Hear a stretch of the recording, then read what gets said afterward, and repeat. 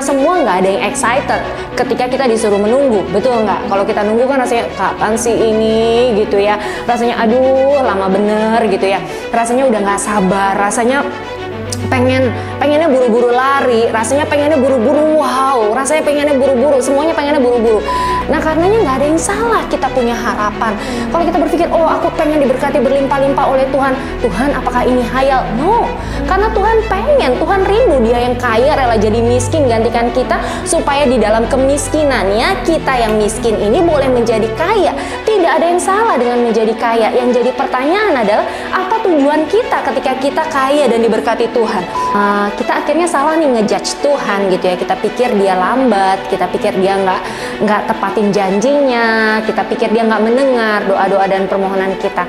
Seharusnya attitude kita pada saat kita sedang dalam penantian itu tadi ya, bukan kita merasa bahwa ini belum sampai, bukan kita terus-menerus mempertanyakan Tuhan kapan ya, dan kita terus mempertanyakan apakah Tuhan nggak dengar ya, bukan itu. Seharusnya yang menjadi attitude kita, dia sedang menunggu kita somewhere gitu ya. Jangan-jangan janji-janji Tuhan itu sedang menunggu kita dan sudah kelamaan nih nungguin kita gitu ya. Hello, kapan sih gitu ya nih anak Tuhan, anak kesayangan Tuhan kapan sih nyampe ke sini dan mengambil semua janji-janji Tuhan gitu ya. Kita berurusan dengan kuasa yang gak main-main. Kita sedang berurusan dengan kuasa yang gak kaleng-kaleng. Kita sedang berurusan dengan Raja di atas segala raja yang maha kuasa, yang kuasanya tidak terbatas. Sekalipun kita punya banyak sekali keterbatasan, kita punya banyak sekali alasan yang mengatakan aku layak sih menjadi orang gagal, aku layak sih untuk menjadi orang yang gak diperhitungkan, aku layak sih untuk menjadi orang yang gak berhasil dalam hidup ini, aku layak sih untuk semua mimpi-mimpiku itu dikubur aja jauh-jauh dan dibuang jauh ke langit atau ke laut. Tapi saya cuma mau katakan satu hal, ada kuasa yang tidak terbatas. Balik ke pertanyaan Ani, kalau gitu gimana sih caranya ngebedain mana yang emang ini sungguh-sungguh harapan dan janji Tuhan, harapan yang benar, dan mana yang ternyata berupa hayalan saja atau hanya berupa keinginan kita saja. Jadi sebenarnya gini nah,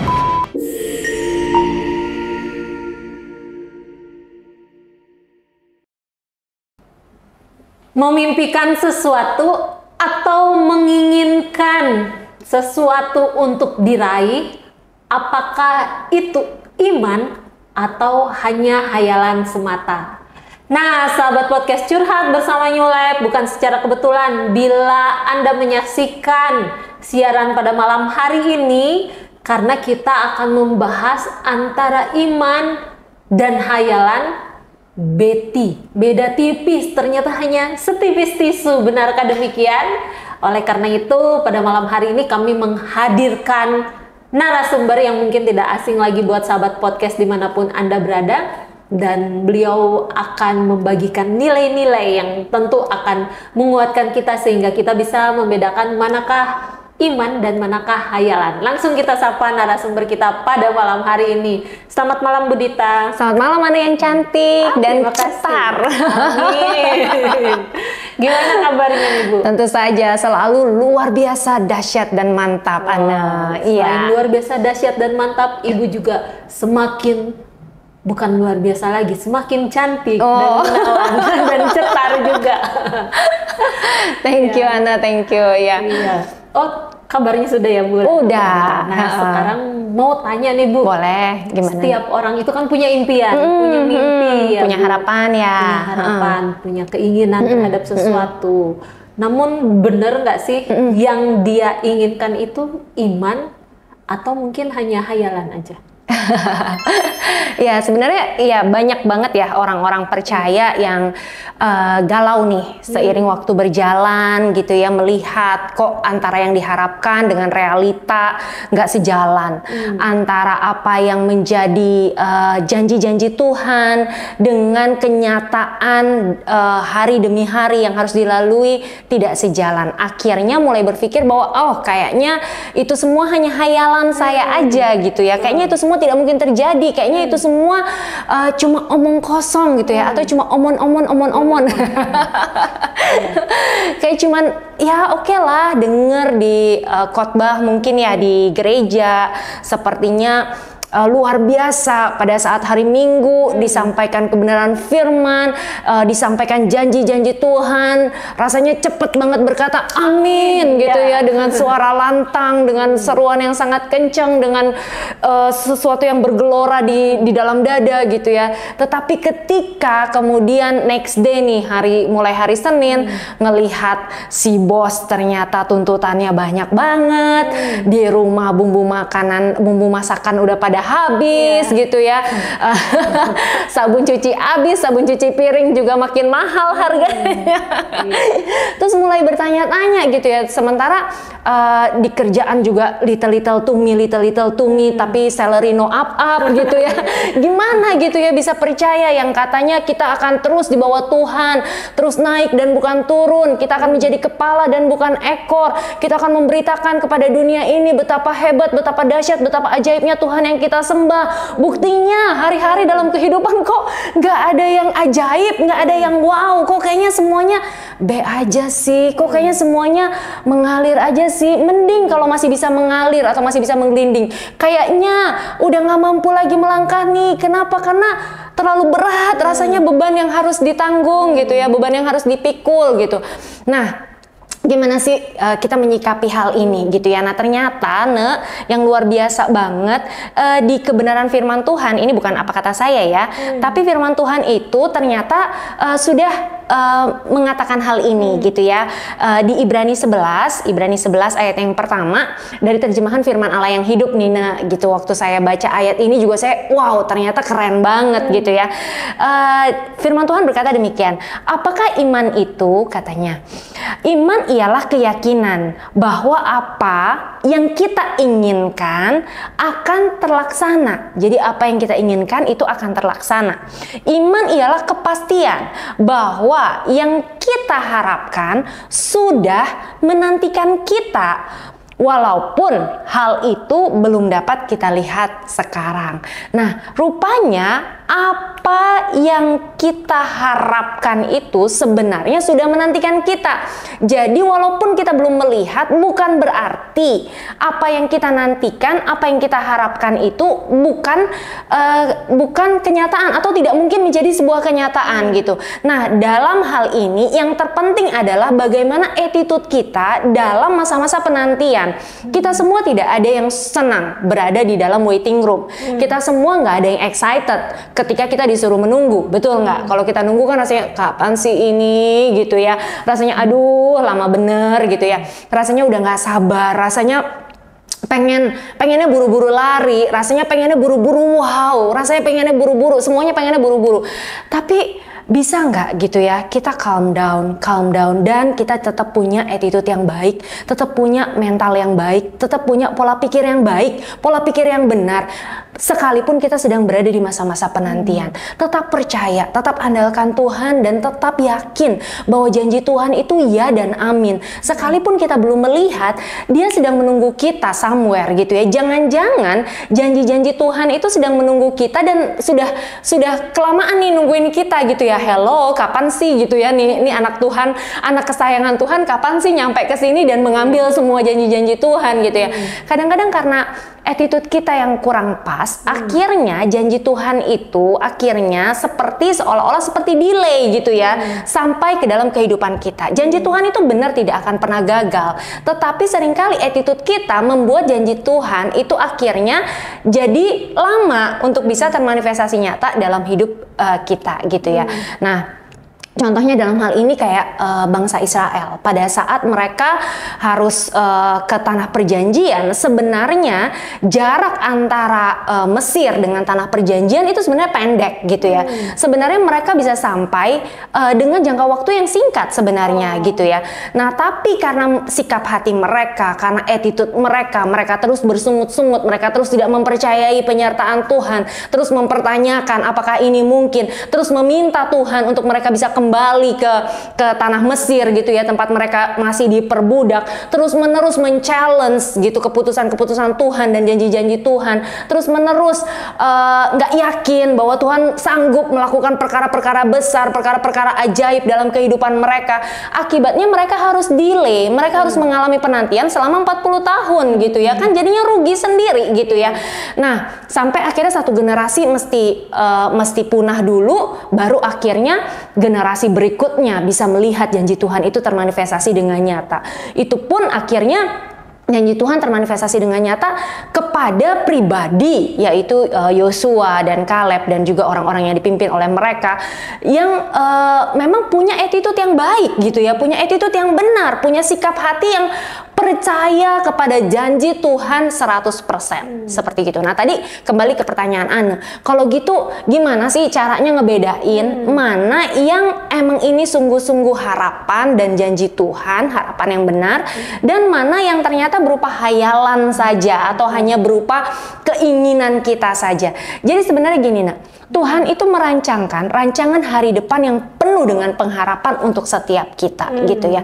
Nah, tapi kita harus ingat bahwa kita ini adalah ciptaan, kita bukan pencipta. Nah, karena kita ciptaan, kita diciptakan, kita ini setiap ciptaan Tuhan, anak-anak kesayangan Tuhan, diciptakan dalam Kristus Yesus. Kita ini diciptakan dalam Kristus Yesus untuk melakukan pekerjaan baik. Tuhan rindu melalui kehidupan setiap kita, nama Tuhan boleh ditinggikan, nama Tuhan boleh dipermuliakan, nama Tuhan yang diagungkan. Jadi hidup kita yang sementara dan singkat ini bukan berbicara tentang apa yang menjadi keinginan kita, apa yang menjadi kehendak kita, apa yang menjadi keinginan daging kita di dalam hidup yang sementara ini. Tetapi ketika motivasi hati kita bahwa Tuhan, ini aku, ini hidupku, pakailah hidupku yang sementara, yang singkat, yang sederhana, yang gak punya apa-apa ini untuk hormat kemuliaan bagi nama Tuhan. Nggak ada salahnya kok. Tuhan tidak pernah menentang yang namanya anak-anak kesayangannya diberkati berlimpah-limpah. Diberkati itu tidak hanya berbicara tentang berkat-berkat secara jasmani saja, tapi Tuhan juga rindu ingin menjawab setiap permohonan, setiap doa, setiap harapan kita dengan jauh melampaui dari apa yang dapat kita doakan, dari apa yang dapat kita pikirkan, dari apa yang dapat kita harapkan. Itu keinginan dan kerinduan Tuhan. Tuhan pengen memakai kehidupan kita yang sementara, yang sederhana, yang banyak kekurangan ini untuk menyatakan kemahadahsyatan pribadinya, ke luar biasaan kasihnya, kesempurnaan cintanya itu melalui kehidupan setiap kita, sehingga melalui kehidupan setiap kita banyak jiwa-jiwa di luar sana boleh mengalami pribadi Tuhan, boleh melihat pribadi Tuhan melalui kehidupan kita. Nah, karenanya nggak ada yang salah kita punya harapan.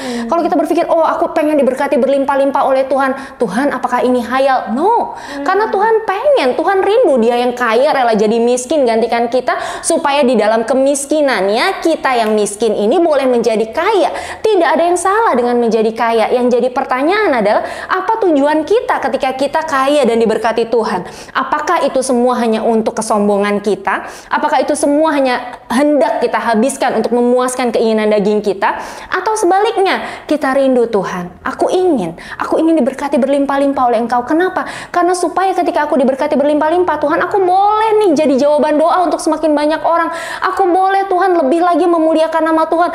Aku boleh Tuhan lebih lagi membawa jiwa-jiwa untuk mengenal pribadi Tuhan. Aku boleh Tuhan membawa jiwa-jiwa yang tadinya skeptis, yang tadinya nggak percaya dengan kuasa Tuhan, yang tadinya nggak percaya dengan mujizat Tuhan, yang nggak percaya bahwa Tuhan itu real, yang nggak percaya bahwa jawaban dari doa-doa itu benar-benar nyata, bahwa apa yang tidak pernah dilihat oleh mata, apa yang tidak pernah didengar oleh telinga, bahkan apa yang tidak pernah timbul dari dalam hati, itu semua Tuhan Yesus Kristus sediakan bagi anak-anaknya yang mengasihi Dia.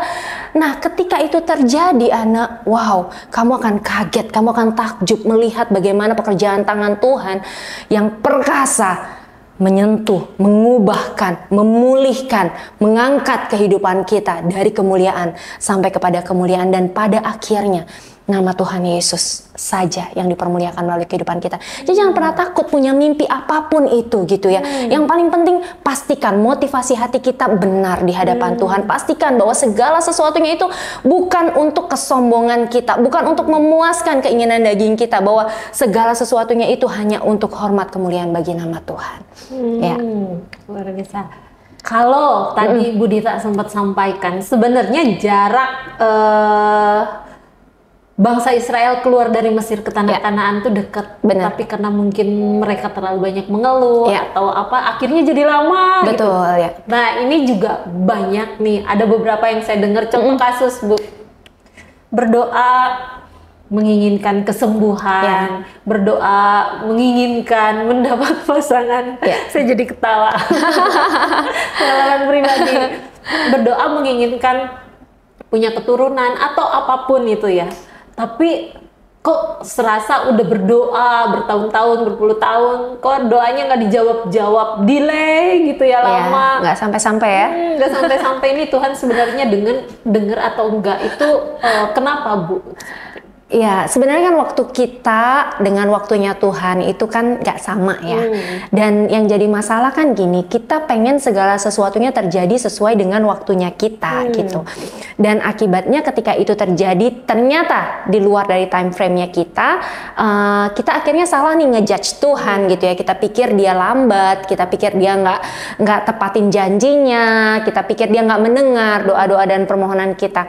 Seharusnya attitude kita pada saat kita sedang dalam penantian itu tadi ya, bukan kita merasa bahwa ini belum sampai, bukan kita terus-menerus mempertanyakan Tuhan kapan ya, dan kita terus mempertanyakan apakah Tuhan nggak dengar ya, bukan itu. Seharusnya yang menjadi attitude kita adalah ketika kita belum sembuh nih misalnya dari sakit penyakit, yang menjadi attitude kita adalah kita mulai perkatakan dan mulai percaya bahwa kesembuhan sudah aku terima oleh bilur-bilurnya di dalam nama Tuhan Yesus Kristus.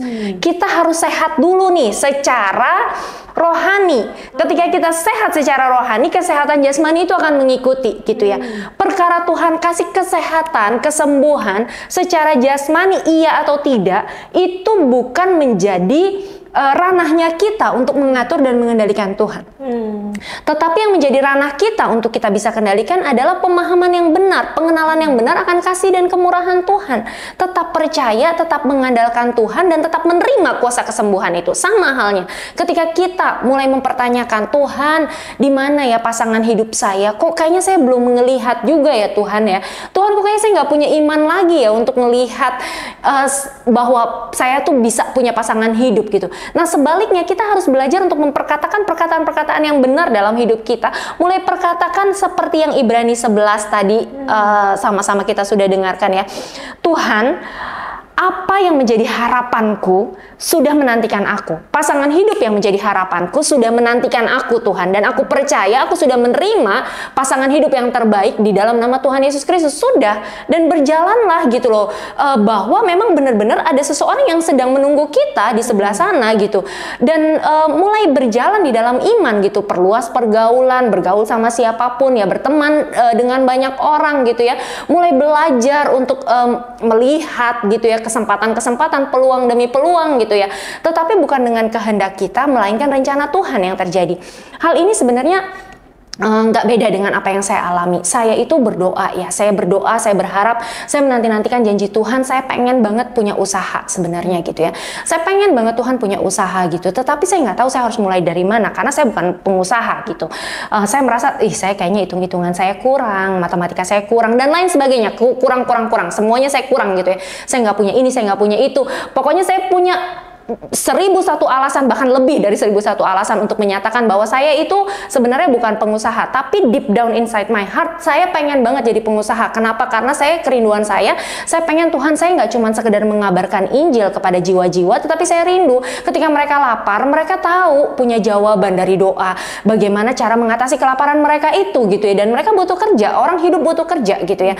Nah, bertahun-tahun gitu ya, saya menanti-nanti janji Tuhan itu gitu. Apakah ini janji atau hayal gitu ya? Lihat kenyataan, kayaknya saya masih seorang pekerja, saya masih bekerja di sebuah perusahaan, dan saya semakin melihat diri saya ketika saya bekerja di sebuah perusahaan, mimpi ini semakin jauh untuk bisa diraih gitu ya. Seiring berjalannya waktu terus berjalan, dan saya melihat bagaimana situasi, kondisi, dan keadaan seakan-akan seolah-olah membuat saya merasa semakin kecil, semakin hari semakin kecil, semakin tidak berdaya, semakin tidak mampu. mampu, semakin gak mungkin janji Tuhan itu bisa terrealisasi dalam kehidupan saya. Anehnya ketika saya pada akhirnya mengambil satu langkah, padahal kalau orang berkata, orang dunia nih bilang, oh kamu itu punya posisi sudah baik, kamu itu punya penghasilan sudah baik, kamu itu punya pekerjaan sudah baik, kenapa kamu tinggalkan? Mungkin menurut dunia melihat sebagai sebuah kebodohan gitu ya. Dunia melihat ini sebagai sebuah keputusan yang salah. Tetapi yang luar biasanya Tuhan, apapun Tuhan bisa mengubahkan untuk mendatangkan kebaikan pada akhirnya. Dan saya takjub bagaimana pekerjaan tangan Tuhan, belum sampai 1 bulan saya meninggalkan pekerjaan, ternyata semakin kesini saya semakin melihat saya dipertemukan dengan orang-orang yang tepat di waktu yang tepat gitu ya. Saya melihat bagaimana ada peluang-peluang, ada kesempatan demi kesempatan yang saya nggak sangka-sangka, ternyata kesempatan itu jauh lebih besar dari apa yang pernah saya pikirkan, saya doakan, saya harapkan selama ini gitu ya. Saya punya mimpi, Tuhan, saya pengen nih, saya mulai bisnis saya, tapi saya perlu nih ketemu, saya perlu nih bantuan, dukungan, paling tidak dari 1 orang ini saja gitu ya. Saya punya ancar-ancar, saya punya hitung-hitungan, saya punya harapan gitu ya. Saya pikir, Tuhan, kalau saya bisa ketemu sama orang yang luar biasa ini, saya pikir ini orang punya usaha gitu ya, punya usaha bisnis properti developer gitu ya. Saya pikir kalau saya ketemu sama si A nih, Tuhan nih, ini usaha saya bisa jalan gitu ya, usaha saya bisa jalan, dan saya pengen banget ketemu sama orang ini. Tapi apa yang terjadi? Ternyata saya nggak ketemu sama orang yang saya harapkan, yang saya impi-impikan, yang saya pengen. Bahkan ketika saya ketemu sama anak buahnya seolah-olah sudah berkata bahwa oh ini nggak mungkin gitu ya, proposal yang mungkin saya sounding gitu ya, ini nggak mungkin, ini sepertinya sesuatu yang mentahlah kasarannya gitu ya, yang tidak mungkin hal ini bisa terjadi. Tetapi yang luar biasanya Tuhan gitu ya, dengan mungkin kalau hitung-hitungan matematika, modal yang terbatas, kemampuan yang terbatas, apapun semuanya serba terbatas, tapi ternyata Tuhan pertemukan dengan orang yang ternyata ini orang jauh lebih hebat dari apa yang selama ini saya harapin. Saya pengen ketemu sama si A, rupanya Tuhan ketemuin saya sama si B yang ternyata lini usahanya itu jauh lebih luar biasa dari si A gitu loh, dan ternyata punya peluang-peluang yang lebih wow lagi gitu. Dan saya nggak sangka-sangka, yang tadinya saya pikir mungkin dengan kemampuan saya cuma punya sebidang tanah yang ukurannya kecil, itu pun gimana bangunannya nanti masih jadi tanda tanya buat saya, gimana untuk modal usahanya masih jadi tanda tanya, masih jadi pergumulan gitu ya. Kita masih mereka-rekakan, masih berpikir. Ini tiba-tiba saya dipertemukan Tuhan dengan 1 orang yang nggak cuma dia punya lini usaha yang beraneka ragam, dia juga berkata, saya punya modal sekian miliar, coba dikelola, bagaimana caranya, masukkan proposal. Itu saya cuma bisa duduk diam, ngeliatin orang itu ngomong, dan cuma berkata, wow, Tuhan kau sungguh dahsyat, Tuhan kau sungguh ajaib, Tuhan sungguh tidak terselami jalan-jalanmu. Apa yang tidak pernah dilihat oleh mata, apa yang gak pernah telinga saya ini dengar gitu ya. Ya Tuhan, saya mau cari duit mungkin ya 100 juta bagi saya itu udah gimana caranya nih mau cari 100 juta gitu ya. Ini tiba-tiba ada orang yang miliaran, dia bilang, kamu kelola duitnya, tinggal kamu ajukan proposal, gimana caranya. Dan saya nggak berharap profit dari ini, yang penting masalah saya bisa kelar. Gimana caranya, kamu pikirin, kamu datang ke saya dengan sebuah proposal. Saya cuma bisa tercengang, kagum dengan cara Tuhan. Sahabat podcast Curhat bersama dengan New Life yang pada malam hari ini menyaksikan siaran ini, saya cuma mau katakan, kita berurusan dengan kuasa yang gak main-main. Kita sedang berurusan dengan kuasa yang gak kaleng-kaleng. Kita sedang berurusan dengan raja di atas segala raja, yang maha kuasa, yang kuasanya tidak terbatas. Sekalipun kita punya banyak sekali keterbatasan, kita punya banyak sekali alasan yang mengatakan, aku layak sih menjadi orang gagal, aku layak sih untuk menjadi orang yang gak diperhitungkan, aku layak sih untuk menjadi orang yang gak berhasil dalam hidup ini, aku layak sih untuk semua mimpi-mimpiku itu dikubur aja jauh-jauh dan dibuang jauh ke langit atau ke laut. Tapi saya cuma mau katakan satu hal. Ada kuasa yang tidak terbatas yang menyertai kehidupan setiap anak-anak kesayangannya. Ada Roh yang kudus yang bergerak, bekerja dengan caranya yang dahsyat dan ajaib. Sungguh tidak terselami jalan pikirannya. Sungguh terlalu besar, terlalu hebat, terlalu menakjubkan. Sungguh begitu dahsyat kuasanya, dan saya tidak ada satupun kata-kata yang sanggup untuk menjelaskan bagaimana besarnya, bagaimana dahsyatnya, bagaimana luar biasanya pribadinya itu bergerak di dalam kehidupan kita, dan dia rindu banget pengen menyatakan kuasanya. Karena itu jangan pernah hentikan kuasanya yang tidak terbatas itu untuk bergerak dengan caranya yang ajaib, hanya karena ketakutan dan kekhawatiran kita, hanya karena kecemasan kita, hanya karena kita salah melihat, kita lihat dan lebih percaya sama realita daripada percaya pada kemahabesaran kuasanya. Hari ini mulai percaya sama pekerjaan tangannya. Dia sanggup yang membelah laut, yang meredakan badai, yang mustahil pun terjadi karena kuasanya. Yang buta bisa melihat, yang lumpuh bisa berjalan, bahkan yang mati dibangkitkan oleh Tuhan. Apalagi sekedar pekerjaan, apalagi sekedar keinginan mau punya anak, mau punya keturunan, apalagi sekedar keinginan pengen punya pasangan hidup yang terbaik. Dia sanggup menjawab doa-doa dan permohonan kita, jauh melampaui. Kalau kita punya harapan sekian, kita pikir Tuhan ini sudah jauh lebih baik dari apa yang aku pengen selama ini. Hei, tunggu dulu. Tuhan rindu menjawab doa-doa itu jauh lebih tinggi, lebih hebat, lebih dahsyat, lebih luar biasa, lebih menakjubkan daripada apa yang pernah dapat kita pikirkan, harapkan dan doakan. Jadi jangan pernah menyerah, jangan pernah berkecil hati, jangan biarkan ketakutan, kekhawatiran, kecemasan menguasai, bahkan mengendalikan cara kita bersikap, mengendalikan attitude kita, mengendalikan raut wajah kita gitu ya. Jadi manyun-manyun, jadi monyong-monyong. Emang dikira cantik kalau kayak gitu? No. Jadi tersinggung nih saya.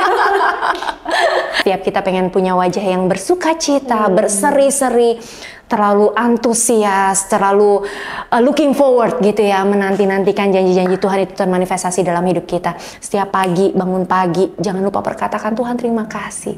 Karyamu di atas kayu salib 2000 tahun yang lalu, karya yang sudah selesai itu, yang membuat aku hari ini layak untuk menerima segala yang terbaik, yang jauh lebih baik dari apa yang aku harapkan di dalam kehidupanku. Tuhan terima kasih, karena sesuatu yang besar sungguh-sungguh sedang terjadi hari-hari ini. Tuhan terima kasih, karena hari ini aku akan terus-menerus dikejar-kejar oleh kebajikan dan kemurahan Tuhan. Tuhan terima kasih, karena Engkau begitu indah, karena kasih-Mu begitu nyata dalam kehidupanku.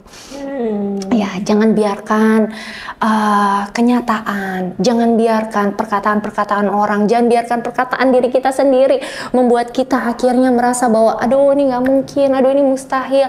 Terus kita mulai kubur mimpi kita gitu ya. Jangan, sayang banget. Hidup cuma sekali ya, hidup cuma sekali. Sekalipun memang kita benar, kita bukan pemilik dari dunia ini, kita hanya pendatang ya dan perantau di dunia ini sebenarnya. Tapi Tuhan rindu loh, Tuhan pengen pakai kehidupan kita yang singkat di dunia ini untuk boleh jadi berkat bagi banyak orang gitu ya. Karena kita kan dipilih sama Tuhan untuk menjadi imamat yang rajani ya, untuk menjadi umat kudus milik kepunyaan Allah sendiri, menjadi orang-orang yang kudus, orang-orang yang hidup benar. Tapi di saat yang bersamaan Tuhan juga rindu kita punya otoritas, kita memerintah, kita berkuasa, kita memakai kuasa dari tempat yang maha tinggi untuk boleh mengalami kehidupan yang berkemenangan di dalam kehidupan yang sementara ini gitu. Ya, jadi berhayal atau memiliki impian gak ada yang salah ya, Bu, ya. Walaupun mungkin kelihatannya keadaan zaman sekarang kayaknya nggak mungkin banget gitu. Tapi bisa nggak sih kalau misalnya kita memimpikan sesuatu terus rasanya itu hayalan, orang mengatai kita gitu. Apa sih yang harus kita lakukan kayak gitu? Ya, kita punya pilihan sebenarnya dalam hidup ini ya. Kita mau dengar apa kata orang, apa kita mau dengar apa kata Tuhan gitu ya. Nah, orang percaya itu kan hidup dari iman kepada iman gitu ya. Nah, iman itu apa sih? Iman itu berbicara tentang iman itu adalah timbul dari pendengaran akan firman Kristus. Jadi ada firman Kristus yang penuh kuasa gitu ya. Nah, supaya iman kita bisa timbul, kita perlu nih mendengarkan perkataan-perkataan Kristus. Nah, kalau kita memilih untuk lebih mendengar perkataan-perkataan orang di sekeliling kita daripada mendengar perkataan Kristus, maka kita punya iman juga nih. Tapi imannya atau kepercayaannya itu namanya bukan iman sebenarnya, tapi itu namanya false belief gitu ya, atau kepercayaan yang salah. Nah, banyak sekali orang-orang atau anak-anak percaya ya, orang-orang percaya, anak kesayangan Tuhan Yesus sebenarnya, yang dia lebih bisa memilih untuk lebih percaya pada firman yang penuh kuasa itu, atau dia mau lebih percaya pada apa perkataan-perkataan orang yang cenderung menjatuhkan, cenderung ngejudge, cenderung punya penilaian yang negatif dan lain-lain sebagainya gitu ya. Tetapi kita orang percaya, kita anak-anak kesayangan Tuhan, ayo kita ambil keputusan yuk untuk tidak lebih mempercayai apa yang orang perkatakan, tetapi lebih percaya kepada apa yang firman Tuhan katakan, lebih percaya pada janji-janji Tuhan, lebih percaya pada kuasa Tuhan yang tidak terbatas itu gitu ya. Manusia terbatas menolong kita gitu ya. Orang yang hari-hari ini kita jumpai, hari-hari ini dekat banget sama kita, orang yang hari-hari ini kayaknya segala-galanya bagi kita gitu ya. Tetapi mungkin setahun, 2 tahun, 5 tahun ke depan dia bisa aja nggak lagi ada di dekat kita gitu ya. Jadi perkataan orang itu atau orang-orang yang ada di dekat kita itu mereka itu juga nggak kekal gitu ya, tidak akan terus-terus ada di dekat kita sampai selama-lamanya gitu. Nah, kenapa enggak sih kita lebih mengandalkan, lebih percaya pada perkataan yang memang dulu, sekarang, sampai selama-lamanya itu nggak pernah berubah. Apa itu? Itu perkataan firman gitu ya. Jadi kalau kita lihat gitu, manusia itu kan sama seperti rumput ya, firman Tuhan katakan, yang sekarang kelihatan semaraknya, sekarang kelihatan indahnya, tetapi nggak lama lagi akan dicampakkan, dibuang orang, dibakar gitu ya. Nggak lama lagi semaraknya itu akan segera berlalu gitu ya. Sementara firman Tuhan itu tetap untuk selama-lamanya. Nah, kita mau lebih percaya yang mana kan gitu? Pilihan ada di tangan kita gitu. Setiap hari, setiap waktu, setiap saat dalam hidup kita selalu diperhadapkan pada pilihan gitu. Nah, kalau saya sih lebih memilih untuk percaya kepada janji-janji Tuhan.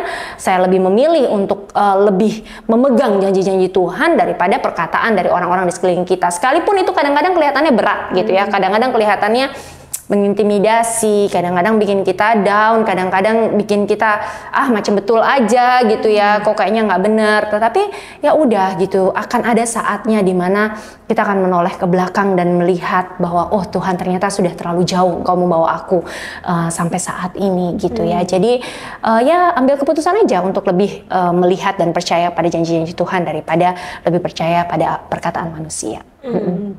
Saya pernah mendengar motivator-motivator yang berkata bahwa saat kita menginginkan sesuatu, berharap pada sesuatu, kita harus terus memperkatakan. Tapi ada juga yang berkata, kalau misalnya kita punya impian, itu kalau bisa orang tuh jangan tahu.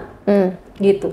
Jadi maksudnya yang mana sih Bu yang benar, kita memperkatakan nanti orang tahu, tapi kalau misalnya kita nggak memperkatakan berarti kita nggak memperkatakan iman kita dong.